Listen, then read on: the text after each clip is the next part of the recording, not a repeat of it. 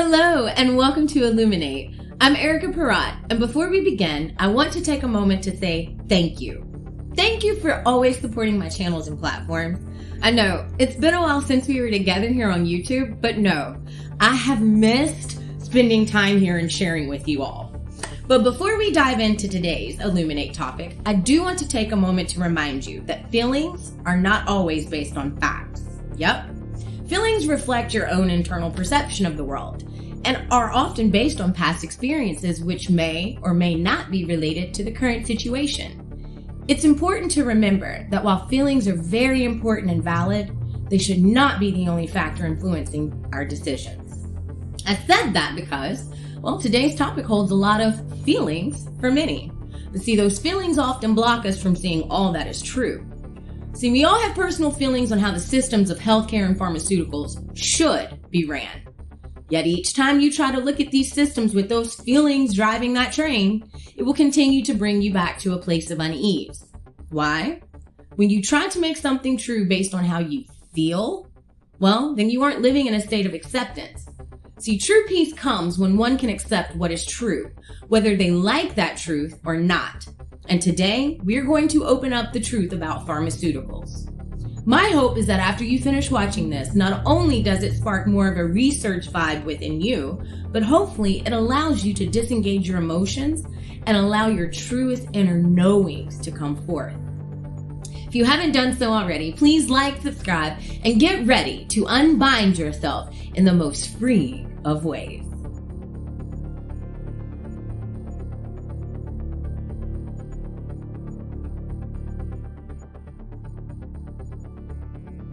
Don't forget, you can find links to begin your own research journey in the description below. How can you support my work? Well, become a member or a supporter at buymeacoffee.com/Eluminate and receive content before it even airs. Now, I know what some of you will say. Buddy, I already knew this. Okay, that's fantastic. But see, humans have a common problem. Humans, even myself, have a common habit of assuming that because we know something, everyone else must know it too. So if you know this information that I'm about to share, please make sure to hit the share button and illuminate someone else's life and journey. If this is your first time hearing this information, please understand, I truly get how you feel. But your next move must be one of intentional action coupled with logic and love. Now, every lie contains truth. Why? If there isn't some truth, the lie has nothing to root into. It won't gain an ounce of traction. But today, we're going to not call them lies. We're going to call them illusions. See, every lie is an illusion. So let's just take that abrasive word right on out of the mix. And today, we will call them illusions. Now, for an illusion like pharmaceuticals to exist as long as it had to begin with many layers and caverns of truth. How do you know a lie from the truth? Well, the truth will set you free. But first, it's gonna piss you off. How did pharmaceuticals come to be? Well, to fully understand this, we have to go back to the year 1845. It was in that year that Dr. Nathan S. Davis called for a national medical convention. This calling led to the establishing of, you guessed it, the American Medical Association on May 7th, 1847, right here in good old Philadelphia. Now, during the turn of the 20th century, Rockefeller controlled 90% of all petroleum refineries in the America. It was through the ownership of Standard Oil Corporation, which was later split into Mobil, Chevron, Exxon, you know. Now, why is this important? Because at the same time, the world of science was all googly eyes for petrochemicals. Why? Because petrochemicals gave them the ability to create a host of new compounds from oil. But what does that have to do with Rockefeller? Well, in case you weren't listening, he owned 90% of the petroleum refineries in America. Now, plastics were the first things that were created with petrochemicals, but scientists had this burning sensation that, well, they could do more. They could produce more chemicals than just plastics. possibly medicine. And they couldn't wait to explore this, and they were exploring this. Now, please stay with me. During this same stretch of time, I know a lot happened, holistic medicine was booming. Natural and herbal medicines were very popular in America during the early 1900s, and there were a variety of doctors and healing modalities in America. Some of the medical specialties included chiropractic, naturopathy, homeopathy, holistic medicine, and herbal medicine. Science was making many correlations during this time between basic mechanics of life and human health.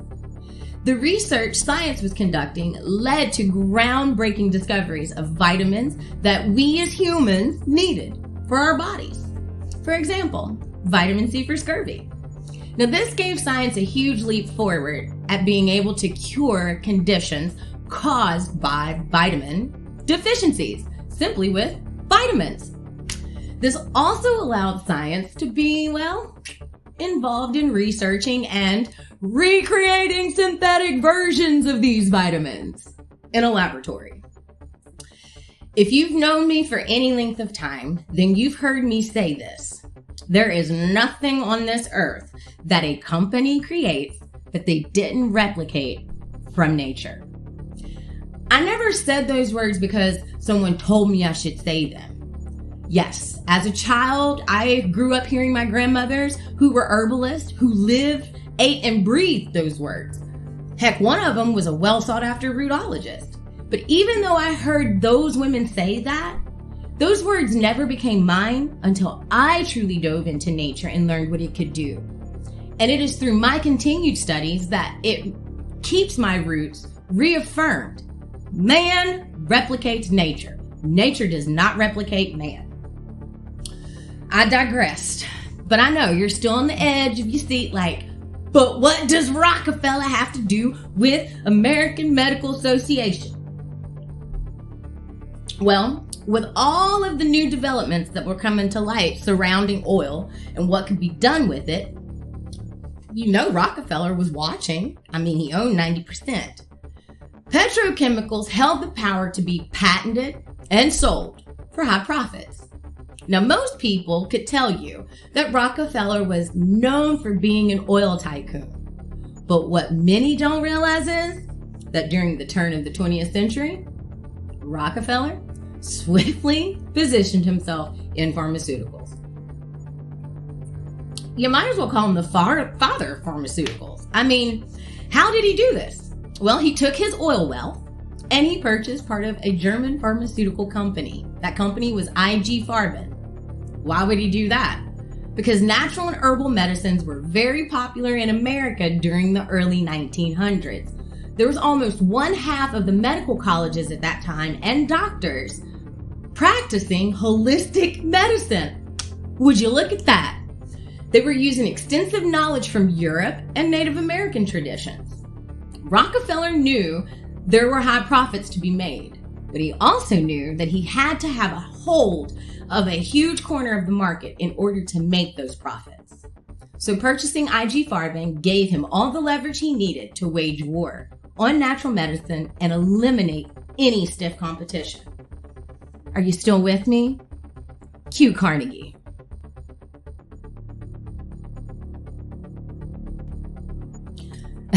So where was I? Oh yeah.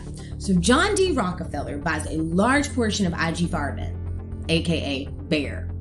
Now, in 1904, there was a fund set up called the General Education Fund, which would later become known as the Rockefeller Foundation in 1910. Little history, we would see its first charter in 1913, all thanks to the Rockefeller wealth.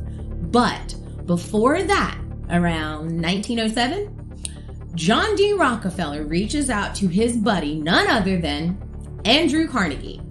And from the prestigious Carnegie Foundation, they sent out a contractor who was named Abraham Flexner, hence the Flexner Report.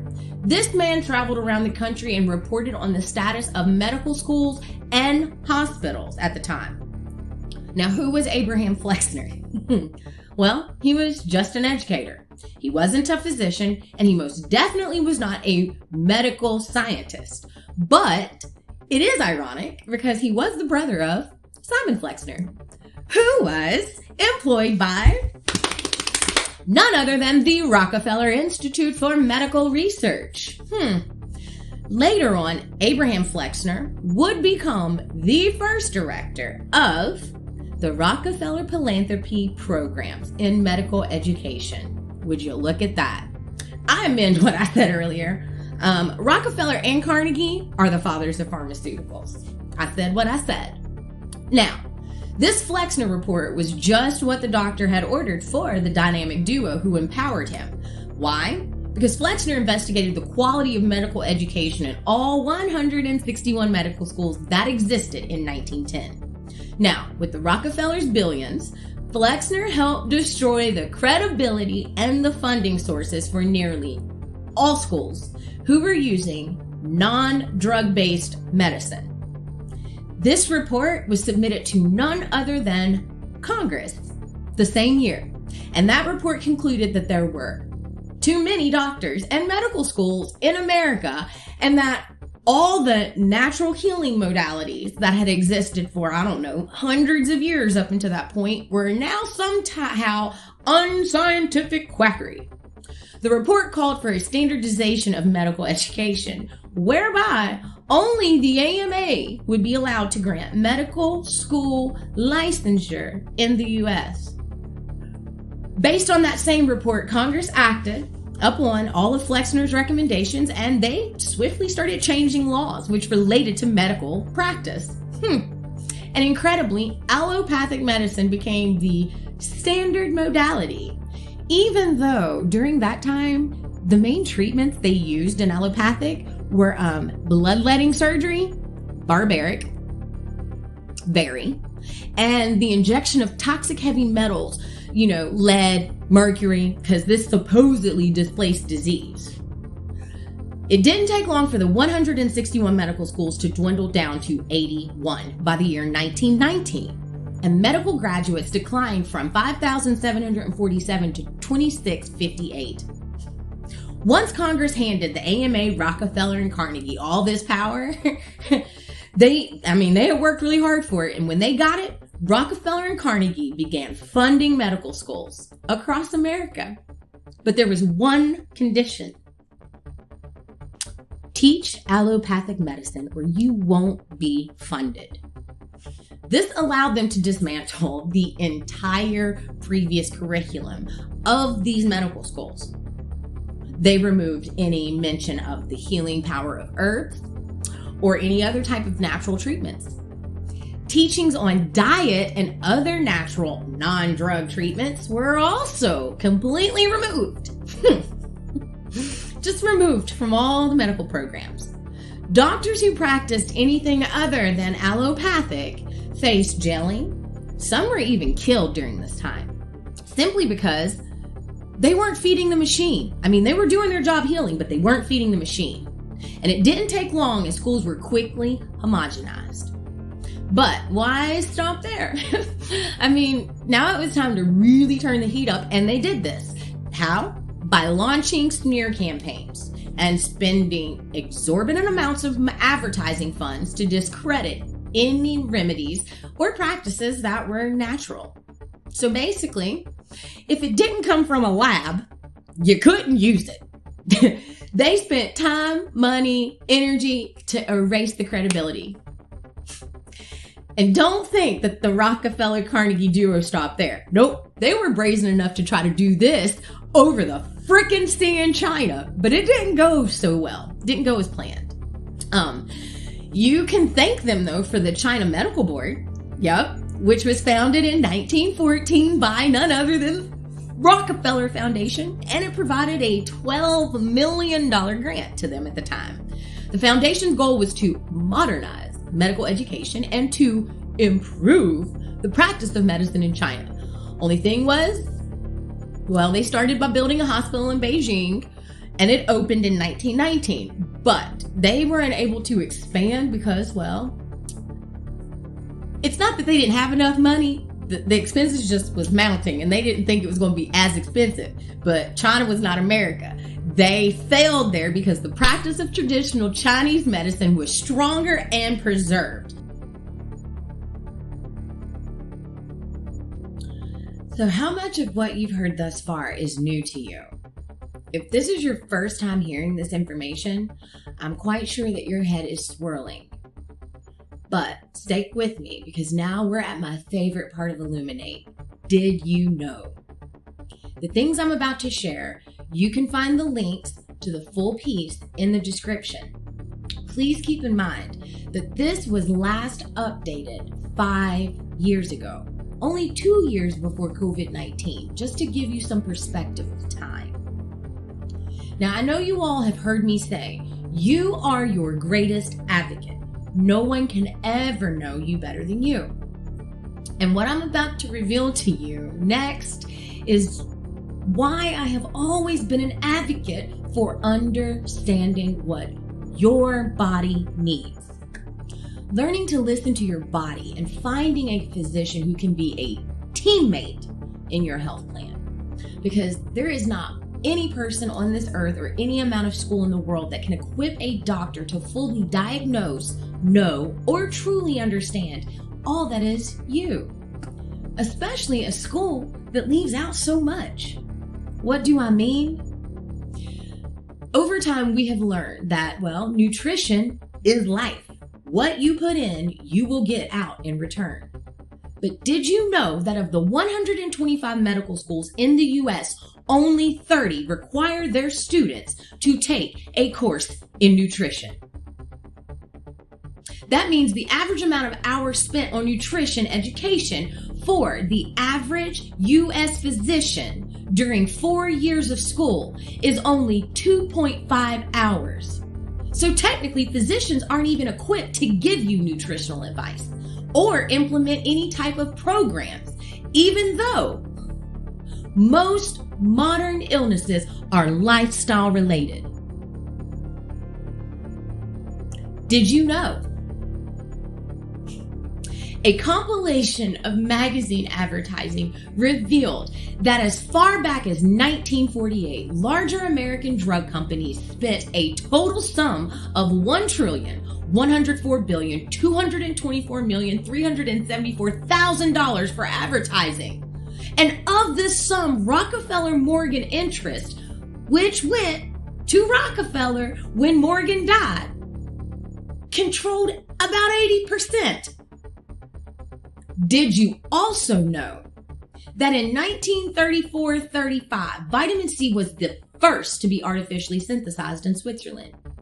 Yet for years, and still happening, the FDA has waged war on food supplements simply because, well, they proved to be a competitor to the drug treatments.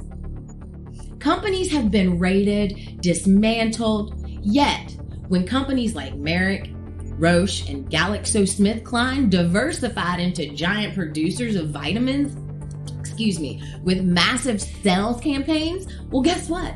These companies weren't rated not one time by the FDA. Heck, vitamin E alone became a $338 million a year market. Did you know, as part of this system created by this duo and all the elites, many alternative treatments are criminalized? Perfect example.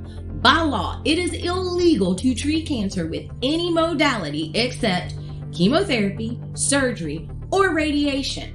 It is an actual criminal felony for a medical practitioner to treat cancer with anything except those three. Now, why would this be the case? Well, follow the money. I mean, the average cost of cancer treatment is around $150K. So I'm sure you can understand why anyone would want to keep a monopoly on that. Oh, and let's not forget, the American Cancer Society was founded by none other than John D. Rockefeller in 1913, and, well, ironically, that's the same year of the Federal Reserve coming to be as well. You know, the Rockefeller family sponsored research as well as donated sums to universities and to medical schools that had drug-based research. They further extended this policy to foreign universities and schools. And it was only the ones who were doing drug-based research.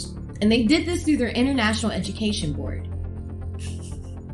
Establishments and research that were not drug-based, well, they were refused funding and soon dissolved in favor of the lucrative pharmaceutical industry.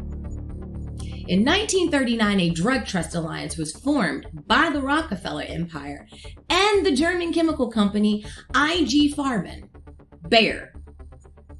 But did you know that after World War II, IG Farben was dismantled, but later emerged as separate corporations within an alliance?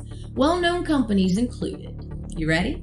General Mills, Kellogg, Nestle, Bristol-Myers Squibb, Procter & Gamble, Roche, and Hoey's, to name a few. The Rockefeller Empire, in tandem with Chase Manhattan Bank, which is now JP Morgan Chase, well, owns over half of the pharmaceutical interest in the United States. It is the largest drug manufacturing combine in the world. Since World War II, pharmaceutical industry has steadily netted an increasing profit to become the world's second largest manufacturing industry, right after arms. Yeah, you heard me, right after the arms industry. You can find links in the description for your own research. I wish I had more time to read it all to you, but I do hope you will go dive in. You know, coming into this world, we were all taught that people in our lives who were authority have a duty to do what's best for our interest. But see, there's one problem.